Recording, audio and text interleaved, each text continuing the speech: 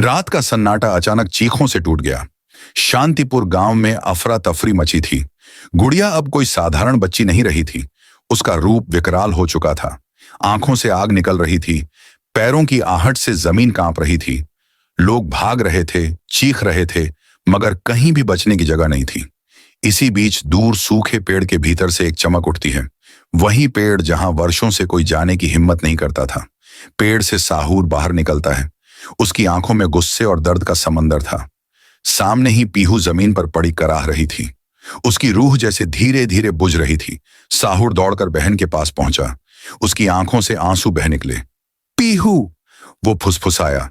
कमजोर आवाज में पीहू ने पूछा, तुम कौन हो? साहूर ने उसके माथे पर हाथ रखा और बोला, मैं तेरा भाई हूं।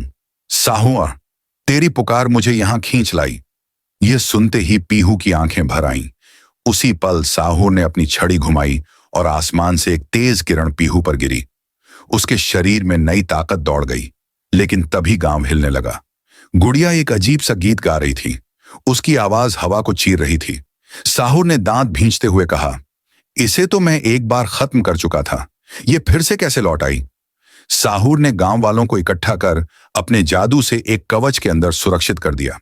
फिर वो और पीहू आमने सामने हुए उस दानवी गुड़िया से। साहूर ने अपनी तलवार से वार किया। एक ही पल में गुड़िया टुकड़ों में बिखर गई। लेकिन अचानक उसके टुकड़े खुद ब खुद जुड़ने लगे। उसकी हंसी से पूरा आसमान गूंज उठा। पीहू चीख कर बोली, भैया, इसे खत्म करने के लिए सिर्फ वार काफी नहीं, इसे आग की ज्वाला निगलनी होगी। साहूर ने मंत्र पढ़कर गुड़िया को जकड़ लिया। पीहू ने आंखें बंद की और भीतर की शक्ति को जगाया। उसकी आंखों से अग्नि निकली जिसने गुड़िया को घेर लिया। गुड़िया चीखती रही।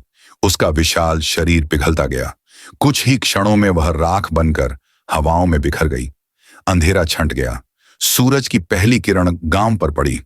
गांव वालों ने हाथ जोड़कर एक ही स्वर में पुकारा, जय हो पीहू देवी की, जय हो साहूर की।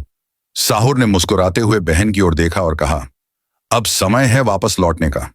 पीहू ने आंसू भरी आंखों से गांव वालों को देखा, हाथ हिलाया और बोली, शांतिपुर अब हमेशा सुरक्षित रहेगा। दोनों भाई बहन रोशनी में लिपटे और आसमान की ओर विलीन हो गए। पीछे बची सिर्फ उनकी यादें और एक नई सुबह। क्या चाहो तो मैं इस कहानी का अगला पार्ट और भी ज्यादा डार्क और ट्विस्टेड बना सकता हूं, जिसमें कोई नया रहस्य जुड़ जाए। क्या तुम चाहते हो मैं अगली कड़ी भी लिखूं?